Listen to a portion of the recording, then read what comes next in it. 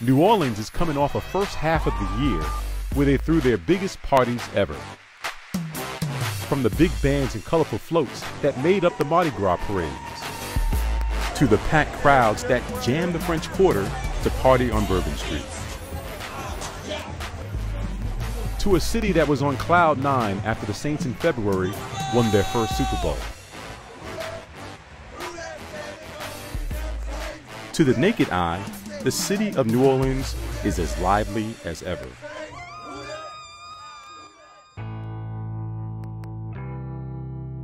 Drive across the Claiborne Avenue Bridge that spans the Industrial Canal, and you find a section of New Orleans that is not so vibrant.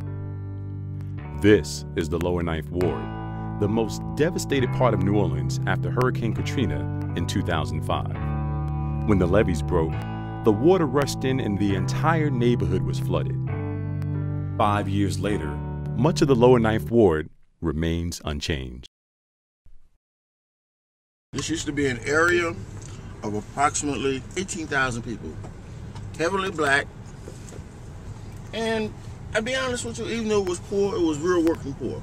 That's Sterling Henry, a political consultant who works in Washington, D.C.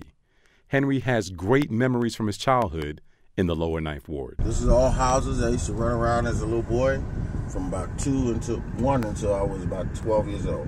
See, 1801, 1804, I had great 4th of July parties. We used to get together and we used to slow dance parties. A slow dance party right over here. Now, one of the most vivid memories Henry has of the Lower Ninth Ward is what he saw the first time he came back after Katrina. The corner we just passed up at, one of my good friends from childhood, house was in the middle of the street. It looked like a nuclear bomb exploded without the radiation. Incredible. Even more incredible is that in 2010, much of the Lower Ninth Ward remains the same. All that's left from many of the houses that were destroyed are foundations.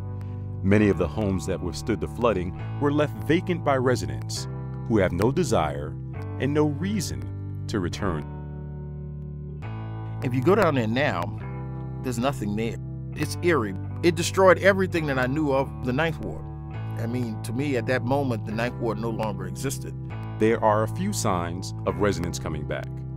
Actor Brad Pitt has led a rebuilding effort, and more than 200 affordable green houses will be constructed for residents who would like to return. I'm happy about the effort. Some of these houses are spectacular in their design and their ability to withstand a possible future storm. To me, it's a stark reminder of what it was like after Katrina, and I don't think it brings any kind of memory of what it was like before Katrina.